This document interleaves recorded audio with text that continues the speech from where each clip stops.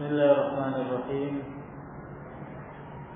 Alhamdulillah wassalatu wassalamu ala Rasulillah wa ala alihi wa sahbihi wa mawala. Asyhadu an la ilaha illallah wahdahu la syarika lah wa asyhadu anna Muhammadan abduhu wa rasuluh. Allahumma salli ala Muhammad wa ala alihi wa sahbihi wa sallam tasliman mazida amma ba'd. Qanifiddina azakumullah. Kita masih melanjutkan bab syurutis shalah dari kitab Zadul Mustaqni.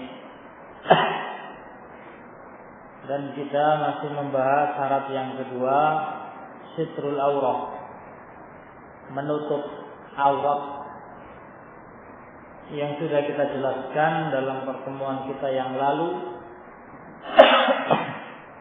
Lafaz aurat tidak terdapat dalam Al-Quran dan Sunnah. Allah sebutkan khudhu zinatakum inda kulli masjid, yakni ahli zina, mengambil perhiasan, mengenakan perhiasan. Dan mengenakan perhiasan itu lebih dari sekedar menutupi aurat. Nah, sehingga tatkala kita membahas syarat sahnya sholat dan disebutkan menutup aurat, maknanya aurat di sholat, bukan aurat di luar sholat. Karena aurat di dalam sholat berbeda dengan aurat di luar sholat. Nah, jadi aurat di dalam sholat berbeda dengan aurat di luar sholat. Kemarin sudah dijelaskan auratnya laki-laki, jadi di dalam sholat, kemudian budak. Nah, ini dari pusar sampai lutut. Nah, ini laki-laki dewasa, umur 10 tahun ke atas. Adapun laki-laki atau anak-anak, kubul dan dubur, itu auratnya. Baik. Kemudian ikhwan fillah azakumullah, auratnya perempuan yang dewasa itu semua tubuhnya kecuali wajahnya. Semua tubuhnya kecuali wajahnya. Nah, ini pendapatnya muallif yang kemarin kita sudah nukilkan, pendapat yang dikuatkan Syekhul Islam Ibnu Taimiyah rahimahullah. Perempuan dewasa, ini perempuan yang merdeka, auratnya di dalam sholat, nah, semua tubuhnya kecuali wajah, telapak tangan, dan telapak kaki. Maknanya, baik kalau seorang perempuan menggunakan pakaian sampai ke lengan tangannya dan sampai ke mata kaki, kemudian menggunakan khimar, kerudung, sholat, sah sholatnya. Nah, ini ikhwani fillah azakumullah, apa-apa yang telah kita ambil dari pertemuan kita yang lalu. Baik, kemudian kita lanjutkan. Qala rahimahullah, wa tustahabbu salatuhu fi thawbain, dan disunahkan salat menggunakan dua pakaian. Ini bagi laki-laki. Nah, disunahkan menggunakan dua pakaian, izar dan rida. Nah, jadi sarung, kain penutup bawah dan penutup atas. Nah, baik. Ini ikhwani fillah azakumullah. Nah, dengan dua kain yang digunakan tatkala salat, nah, maka itu lebih menutupi dari auratnya. Jadi meskipun ikhwani fillah azakumullah, seorang laki-laki dewasa auratnya di dalam salat dari pusar sampai ke lutut, tapi sunnah hukumnya dia menggunakan pakaian atas. Sunnah, mustahab dia menggunakan pakaian atas. Baik. Ini ikhwan fillah azakumullah. Nah, kemudian wa yakfi satru auratihi fin nafal, dan cukup untuk menutup auratnya, aurat laki-laki dalam sholat sunnah. Dalam sholat sunnah. Nah, jadi kalau sholat sunnah, baik, seorang laki-laki boleh kemudian hanya menutupi antara pusar sampai lututnya. Nah, wa ma'a ahadi atiqaihi fil fard, dan baik, bersama salah satu pundaknya dalam sholat yang wajib. Jadi kalau seorang itu sholat sunnah, nah, dia boleh hanya menutupi antara pusar sampai lutut, bagian atasnya terbuka, nggak ada masalah menurut mu'allif. Nah, tapi kalau sholat fardu, baik, dia menggunakan dua kain. Nah, bagian atasnya, salah satu dari dua pundaknya ini, baik, diselempangkan kain. Nah, ini dalam sholat fardu. Zahirnya ikhwani fillah azakumullah, ini mencakup kewajiban sholat yang 5 waktu dan sholat wajib yang lainnya karena nazar misalnya, atau fardu kifayah, sholat jenazah, atau sholat idain. Nah, ini semuanya masuk kategori fard. Baik, ini pendapatnya mu'allif rahimahullah. Kalau sholat sunnah cukup seseorang menutupi antara pusar sampai lutut, meskipun dia bisa menutup atasnya. Nah, tapi kalau sholat fardu, baik, dia tambah dengan bagian atasnya. Ikhwani fillah azakumullah, Syekh Muhammad bin Shalih Al-Utsaimin rahimahullah beliau memberikan komentar dari pendapatnya muallif. Wa tafriq bainal fardi wan nafli mukhalifun li dhahiril hadits. Pembedaan antara sholat fardu dan sholat sunnah ini menyelisih zahirnya hadis. Menyelisih zahirnya hadis.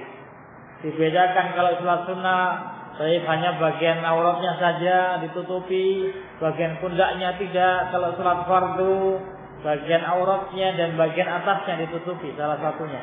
Ini menyelisih zahirnya hadis. Karena ikhwani fillah azakumullah, Rasulullah sallallahu alaihi wasallam menyebutkan hadis dengan lafaz yang am. Nah, la yusalliyanna ahadukum fi thawbil wahid. Jangan salah seorang di antara kalian salat dengan satu pakaian, satu kain. Laisa ala atiqihi minhu syai'un. Yang tidak ada di antara salah satu. Nah, atau di antara kedua pundaknya, baik, ada saud. Nah, di sini ikhwani fillah azakumullah, Rasul tidak menyebutkan itu salat fardu atau salat sunnah. Ini hadis yang am. Sehingga tatkala mu'allif membedakan, kalau salat sunnah, baik, itu bagian bawah ditutupi, bagian atas terbuka. Kalau kemudian salat fardu ditambah bagian atas ditutupi, ini menyelisih zahirnya hadis. Nah, sehingga ikhwani fillah azakumullah, baik, pendapatnya jumhur ulama, nah, tidak ada bedanya antara sholat sunnah dan sholat fardu. Baik, disunnahkan untuk menutup baik kedua pundak. Nah, jadi tatkala sholat, baik fardu maupun sunnah, disunnahkan hukumnya untuk menutup kedua pundak. Ini ikhwan fillah azakumullah, hukumnya sunnah, bukan wajib. Baik. Qala rahimahullah, wa salatuha fi dar'in wa himarin wa milhafatin. Dan salatnya perempuan fi dar'in, dar'in itu pakaian, pakaian atas. Nah, dar itu pakaian yang menutupi naam sampai mata kaki, itu dar. Wa himar, kerudung. Wa milhafa, milhafa itu yang menutupi semuanya, kayak jilbab itu. Nah, jadi seorang perempuan sunnah disunatkan tatkala sholat baik dengan 3 kain. Nah, dir'un, pakaian panjang. Baik. Kemudian himar, menutupi kepalanya. Nah, menutupi rambutnya. Kemudian milhafa. Nah, semacam selimut. Baik, semacam jilbab dari luar yang menutup semuanya. Ini 3 pakaian yang dipakai perempuan ini sunnah. Nah, ini ikhwani fillah azakumullah. Baik. Dan ikhwani fillah azakumullah, kalau kemudian seorang perempuan hanya menggunakan 2 saja, dir'un wa himar, ini juga cukup. Nah, jadi seorang perempuan menggunakan pakaian panjang, baik. Kalau menurut pendapatnya mu'allif harus sampai menutupi semua kakinya. Nah, dan juga tangannya harus tertutup semuanya. Ini pendapatnya mu'allif.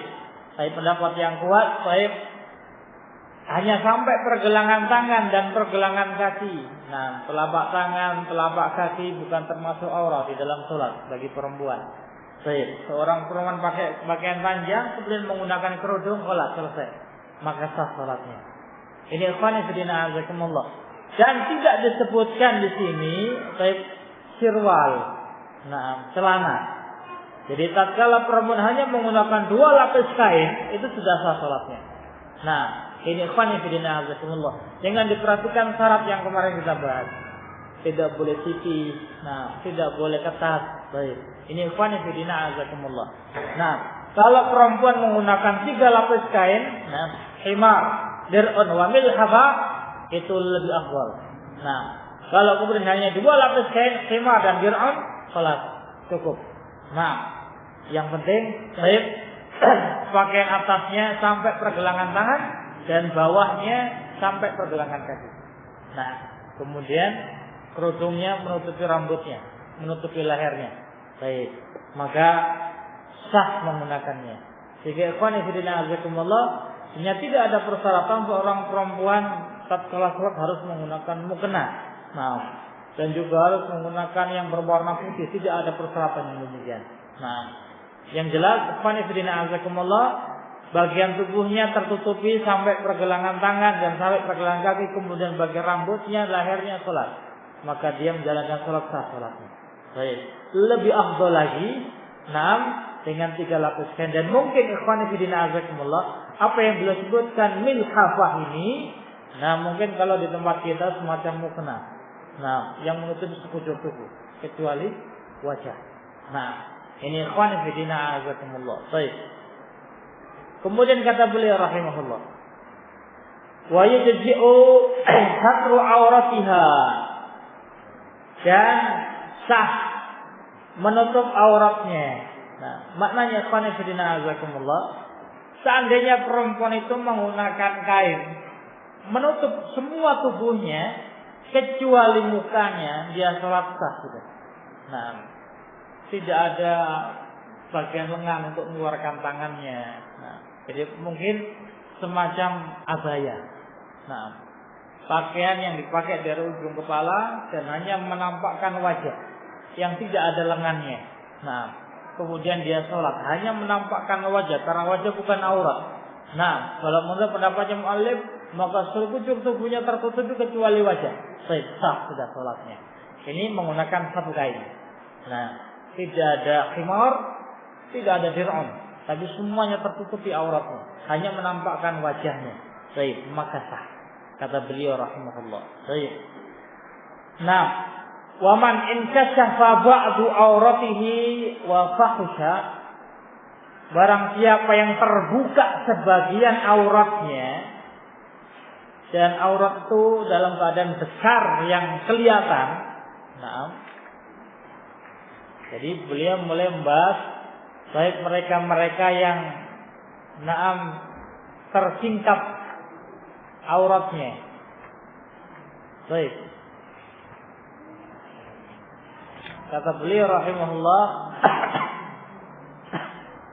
wa man inkashafa ba'du auratihi wa fahusha aw shalla fi thawbin muharramin alaihi au najasin aada. Nah, aada ini jawabnya. Barang siapa yang tersingkap sebagian auratnya, yang itu aurat yang tersingkap itu besar, aada, maka diulangi sholatnya. Nah, kita bicarakan satu poin karena jawab besar man di sini sarfiyah, jawabannya ada di belakang ada. Nah, jadi kita bicarakan satu poin. Baik. Maka barang siapa yang auratnya tersingkap, nah, dan itu besar, baik, yang tersingkap, yang terbuka, maka dia harus mengulangi sholatnya. Ikhwani fillah azakumullah, zahirnya di sini muallif tidak membedakan apakah itu sengaja maupun tidak sengaja. Al-muhim kalau auratnya itu terbuka, nah, dan itu besar, baik, maka harus dia mengulangi sholatnya. Terus bagaimana kriteria besar dan kecil itu? Ini sesuai dengan kebiasaan masyarakatnya. Nah, apakah itu dianggap besar atau dianggap kecil? Nah, misalnya ikhwan fillah azakumullah bagian bawah lutut yang dia pertengahan, nah, lutut, mungkin tersingkap sedikit, mungkin sebagian masyarakat menganggap itu hanya kecil. Nah, mungkin sebagian menyatakan itu aurat besar. Nah, ini kembalinya kepada kebiasaan, karena tidak ada batasannya dalam syariat. Baik. Intinya ikhwan fillah azakumullah, nah, mereka yang tersingkap auratnya menurut mu'alif sengaja maupun tidak sengaja dan itu besar kelihatannya, baik, maka dia harus mengulangi salatnya. Syekh Muhammad bin Shalih Al-Utsaimin rahimahullah, nah, boleh menyebutkan masalah tersingkapnya aurat ini terbagi menjadi 4. Nah, jadi ada 4 model, ada 4 macam. Baik, yang pertama kata beliau, idza kana al-inkishaf 'amdan batalat salatuh. Kalau kemudian terbukanya aurat itu dengan sengaja. Nah, terbukanya aurat dengan sengaja maka batal salatnya. Nah, ini yang tersingkap itu sedikit maupun banyak, maknanya besar maupun kecil. Nah, daerah yang terbuka, apakah sebentar maupun lama. Nah, kalau kemudian disingkap dengan sengaja, baik, maka batal salatnya. Nah, misalnya ikhwan fillah azakumullah, tatkala sedang salat, seseorang mungkin terasa gatal di bagian pahanya. Nah, dia menggunakan izar, menggunakan sarung tapi tidak menggunakan sirwal. Nah, dia angkat sarungnya bukan dia garuk. Nah, pahanya, yang dia kelihatan pahanya itu dengan sengaja, maka batal salat. Nah, batal salatnya. Baik, ini yang pertama, dengan sengaja. Maka kalau tersingkapnya dengan sengaja tidak dibedakan apakah besar maupun kecil, sebentar maupun lama. Ini kalau sengaja. Baik, asani yang kedua, idza kana ghairu amadin wa kana yasiran fa salatu la tubtil. Kalau tanpa sengaja dan itu yasir, sedikit yang tersingkap, maka sholatnya enggak batal. Nah, jadi mungkin Fanibudina Azazullah tatkala dia sedang sholat kemudian berhembus angin. Nah, yang itu menyingkap sedikit bagian izarnya, bagian sarungnya, baik, sehingga kelihatan mungkin area pahanya sedikit. Nah, kemudian setelah itu tertutup lagi bagian sarungnya yang dia tidak sengaja. Ini yasir, sebentar dan sedikit, baik, maka tetap sah salatnya. Nah, tidak batal salatnya. Ini yang kedua. As-salisah, yang ketiga, idza kana ghairu amadin, kalau tanpa disengaja, wa kana fahishan lakin az-zaman qalil. Jika tanpa disengaja dan itu besar yang kelihatan, tapi sebentar. Nah, sebentar. Baik, mungkin langsung ditutup. Nah, oleh orang yang sholat itu. Baik, kata beliau rahimahullah was-sahihan la tubtil. Ini enggak batal sholatnya. Misal, subhanallah. Seseorang bangkit dari rukuk. Nah, kemudian dia i'tidal. Tatkala dia i'tidal kemudian dia sujud. Nah, tatkala dia sujud tanpa sengaja kemudian celananya sobek misalnya. Nah, bagian aurat kubronya. Nah, bagian pantatnya sobek. Langsung dia tutupi. Nah, imam menggunakan tangan, imam dia panjangkan bagian pakaiannya sebentar, baik, maka tidak batal. Nah, itu tanpa kesengajaan dan auratnya besar yang kelihatan, tapi langsung dia tutup. Nah, maka menurut beliau rahimahullah tidak batal. Nah, baik, ini yang ketiga. Yang terakhir, ar-rabi'an. Idzan kashafa an ghairi 'amdin inkisafan fahishan. Jika tersingkap tanpa sengaja, tapi besar ini. Wa talal zaman. Panjang waktunya. Terbukanya itu lama. Bi'an lam ya'lam illa fi akhir salati au ba'da salami. Dia baru tahu di akhir salatnya atau setelah salam. Wa hadza la tasihhu salatu. Nah, ini tidak sah salatnya. Nah, misal setelah salam misalnya, baik. Setelah salam dia kemudian mungkin langsung bangkit, baru tahu ternyata celananya atau sarungnya sobek. Nah, bagian belakangnya atau bagian pahanya besar sobeknya. Nah, mungkin mulai pertengahan sholat misalnya. Nah, maka dia harus mengulangi sholatnya. Nah, ini beda dengan poin yang ketiga tadi. Nah, ketiga tadi kan dia tahu kapan mulai robeknya, kapan mulai tersingkapnya, langsung dia tutup. Nah, maka zaman yang sebentar, waktu yang sebentar, kelihatan tanpa sengaja, baik tidak membatalkan sholatnya. Nah, tadi poin yang keempat ini, baik dia nggak tahu, tahunya setelah salam. Nah, dalam keadaan ini lama kelihatan auratnya, baik maka batal sholatnya. Dia harus mengulangi sholatnya. Nah, ini ikhwani fillah azakumullah. Nah, ini 4 hukum tersingkapnya aurat. Baik 1 disengaja, 6 kemudian 3 yang lainnya tanpa disengaja dan hukumnya berbeda-beda. Nah, ini ikhwan fillah azakumullah, dilihat dari zamannya. Nah, dilihat dari berapa lamanya tersingkapnya, baiknya juga menentukan hukumnya. Nah, ini ikhwan fillah azakumullah. Baik. Kemudian au shalla fi thawbin muharramin alaihi, atau dia sholat menggunakan pakaian yang haram untuk dia. Nah, yang haram untuk dia sudah kita bahas ini. Baik. Seseorang menggunakan pakaian dari sutra misalnya. Nah, bagi kaum laki-laki ini, karena haram pakaian bagi saudara laki-laki, maka ada sholat, diulangi sholatnya. Nah, ini haram dari sidatnya.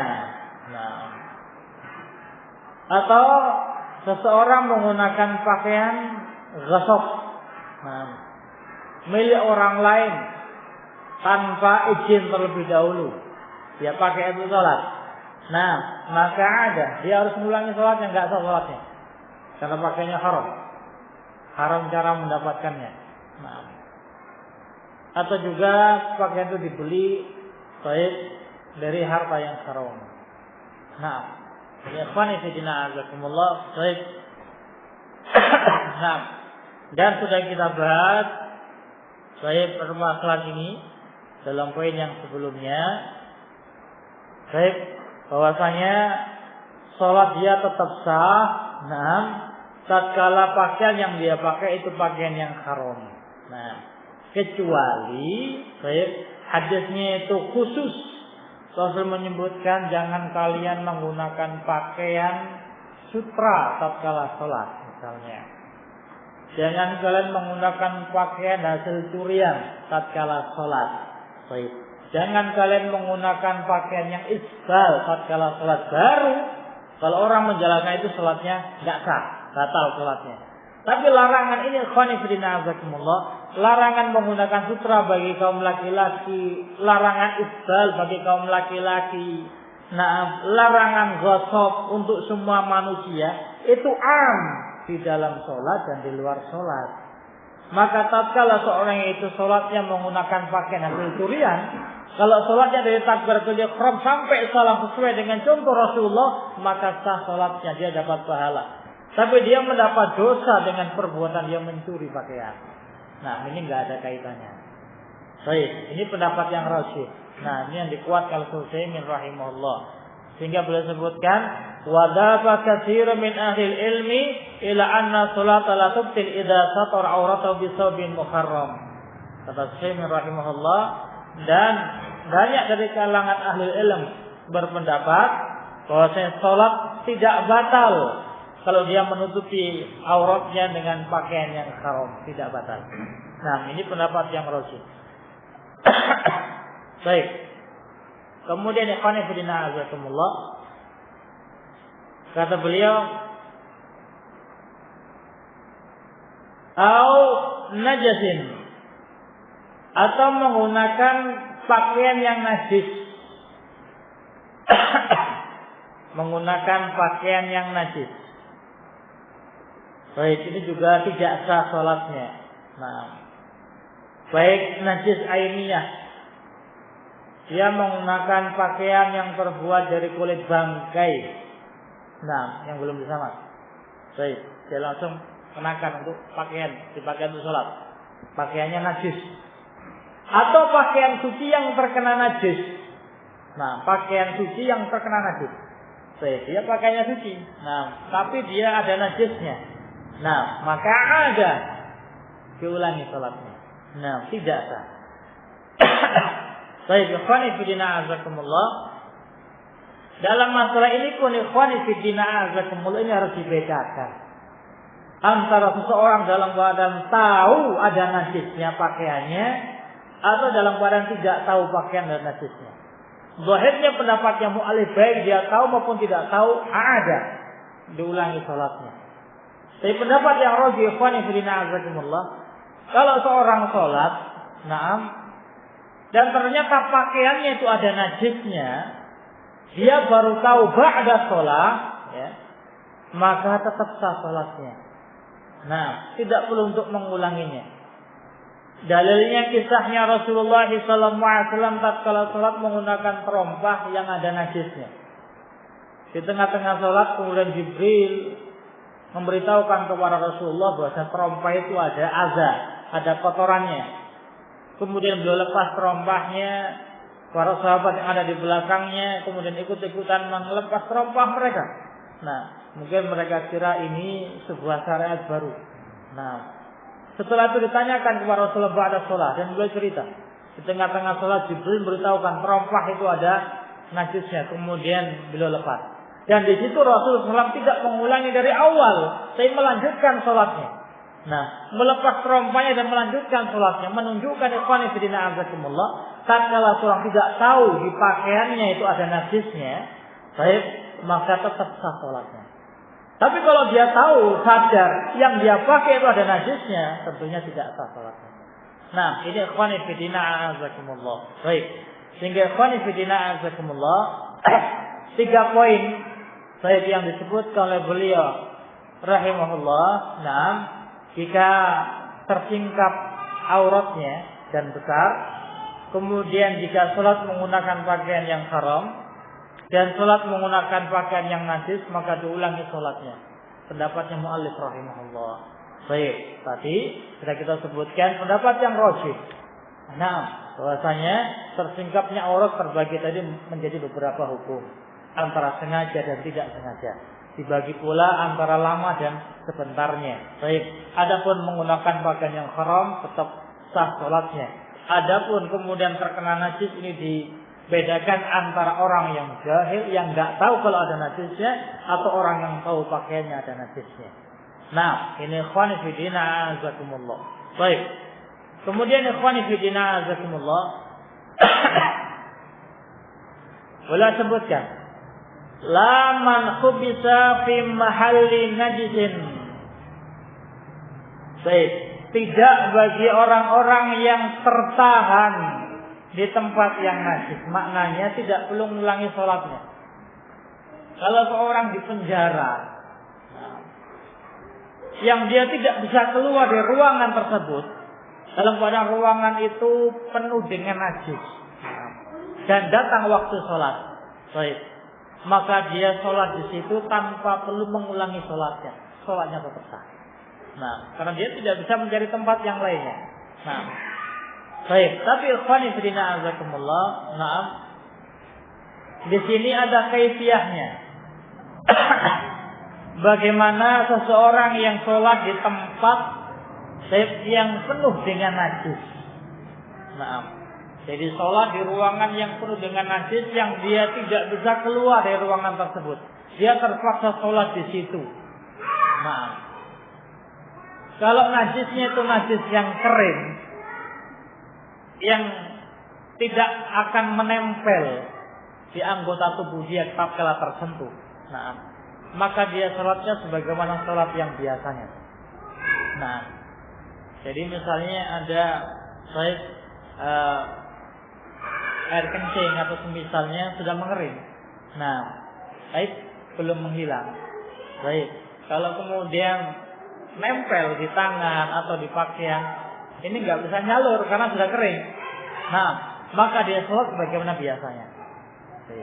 Tapi kalau kemudian area yang dia pakai sholat itu, nah, najisnya itu cair, nah, basah, yang kalau nempel di tangan dia, di pakaian dia itu akan nempel, nah, maka dia sholatnya dengan cara berdiri. Nah, rukuk dan sujudnya sebagaimana biasa, rukuknya, i'tidalnya sebagaimana biasa. Tatkala dia sujud dengan dengan isyarat. Nah, jadi tatkala dia sujud dia menggunakan isyarat. Baik, tidak sujud karena kalau dia sujud dia akan terkena najis. Nah, maka dia mencukupkan kedua kakinya yang nempel di najis. Nah, sehingga tidak merambat kepada yang lainnya. Ini ikhwan fillah azakumullah. Dia menggunakan isyarat tatkala duduk di antara dua sujud, tatkala sujud, nah, dan juga tatkala tahiyat. Nah, ada berrukuk dan i'tidalnya dan berdiri itu sebagaimana biasa. Baik, ini ikhwan fillah azakumullah. Kalau memang dia terpaksa sholat di tempat yang penuh dengan najisnya. Nah, baik. Karena ikhwan fillah azakumullah, nah, syarat sholat yang paling pertama sudah kita bahas, al-waqt, dukhulul waqt. Nah, itu diutamakan dari semuanya. Jadi kalau sudah masuk waktu sholat, seseorang tidak menyampaikan kecuali ada najisnya, ya dia sholat pada waktu itu. Tidak bisa diundurkan kecuali memang sholat itu bisa dijamak takhir. Nah, digabung dengan sholat setelahnya mungkin. Saya dia ada harapan nanti menggunakan pakaian yang suci misalnya.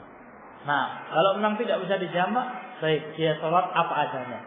Kalau dia tempat najis, dia sholat di tempat yang najis. Kalau menggunakan pakaian najis, dia sholat menggunakan pakaian yang najis. Intinya sholat pada waktunya. Baik, ini ikhwani fillah azakumullah. Qala rahimahullah, man wajada kifayata auratihi sataraha. Barang siapa yang mendapatkan mencukupi auratnya, nah, maka dia menutupi auratnya. Baik. Jadi barang siapa yang mendapati bisa menutup auratnya, maka dia tutup auratnya. Ini wajib. Nah, tidak boleh dia kemudian sholat dengan terbuka auratnya. Wa illa fal farjain. Jika tidak ada, nah, maka hanya menutup baik kubul dan duburnya. Baik itu laki-laki maupun perempuan. Nah, dia tidak punya pakaian, baik, kecuali hanya ini, secarik kain. Nah, mungkin ikhwan fillah azakumullah, baik dia dalam keadaan safar, kemudian di tengah jalan dia kerampokan. Nah, yang tersisa hanya satu sapu tangan. Nah, datang waktu sholat. Baik. Maka untuk menutup kubul dan duburnya sholat, enggak ada yang lainnya. Nah, ini kata beliau. Fa illam yakfihima, kalau ternyata kain yang satu itu enggak cukup untuk keduanya, harus pilih salah satu. Nah, menurut pendapatnya mu'allif rahimahullah fad dubur. Nah, maka duburnya yang ditutup. Nah, ikhwani fillah, ini pendapat beliau. Loh, kenapa kok enggak kubulnya? Nah, mungkin ikhwani fillah azakumullah, kubul itu bisa ditutup dengan merapatkan paha. Nah, tapi kalau dubur, kalau orang sujud ini kelihatan nyata. Nah, jelas sekali. Maka bagian dubur yang ditutup. Baik, ini pendapatnya beliau rahimahullah. Dalam keadaan Muhammad rahimahullah, beliau memiliki pendapat yang lainnya. Kalau tidak bisa dua-duanya, harus salah satunya, maka yang diutamakan adalah kubul. Nah, kemaluannya. Baik. Kenapa ya ikhwan fillah azakumullah? Karena tatkala qada'il hajah itu yang diperbolehkan itu membelakangi kiblat, enggak boleh untuk menghadapnya. Salah satu pendapat menunjukkan dubur itu ahwan, lebih ringan hukumnya dibandingkan kubul. Nah, sehingga kubulnya yang ditutup. Baik, ini ikhwan fillah azakumullah. Nah, ini ada dua pendapat. Baik, kalau tidak ada lain kecuali satu, imma duburnya wa imma kubulnya yang ditutup. Baik. Wa in u'ira sutratan lazimahu kubuluha. Kalau ada yang minjami, nah, wajib untuk diterima. Nah, dia sholat, baik, hanya menggunakan menutup salah satu, nah, kemaluannya. Nah, di tengah-tengah sholat ada yang minjami pakaian, baik, harus diterima, langsung dipakai. Nah, dilanjutkan sholatnya. Nah, jadi kalau diserai sarung, langsung sarungan, baik, lanjutkan sholatnya, nggak perlu untuk batas. Nah, ini ikhwan fillah azakumullah. Baik. Kecuali kalau kemudian nah, jadi ada orang datang, baik, ini pakai sarung, ini sedang sholat, langsung pakai aja. Nah, nggak perlu mengulangi sholatnya. Tapi kalau misalnya tak pinjam sarung, ambil di rumah saya, nah, ya itu dibatalkan sholatnya. Nah, batal sholatnya, ambil, ulangi sholatnya. Nah, ikhwan fillah azakumullah. Dan ada sebuah perkara di dalam sholat yang dia batal, naam, dengan ucapan orang lain. Nah, dengan ucapan orang lain. Baik. Kalau tadi kita sebutkan wajib untuk diterima. Kalau orang nggak punya pakaian dia sholat hanya menutup kemaluannya misalnya, datang orang kemudian ini tak pinjami, wajib untuk diterima. Nah, wajib untuk diterima kalau wajib dia menutup auratnya. Baik. Ada juga ikhwan fillah azakumullah, batal sholatnya seorang itu karena ucapan orang lain. Nah, yang mungkin kita mafhum kalau orang sholat ngomong itu batal sholatnya. Nah, ini enggak. Orang yang lain ngomong, dia yang batal sholatnya. Misal ikhwan fillah azakumullah, ada seorang perempuan budak, nah, yang dia sholat, budak kan aurat dalam sholatnya antara pusar sampai lutut. Nah, dia sedang sholat, baik, menutup antara pusar sampai lutut, kemudian sayyidnya menyatakan kepada dia, "Al-an, sekarang kamu merdeka." Nah, otomatis batal sholat dia. Nah, karena orang yang merdeka itu harus menutup sekujur tubuhnya kecuali wajah. Nah, dia tidak mengeluarkan kata apapun, tapi orang lain yang menyatakan kamu sekarang merdeka, otomatis batal sholatnya. Nah, batal sholat dia dengan ucapan orang lain. Nah, bukan dengan ucapan dia. Baik, karena dia harus menutup semua tubuhnya.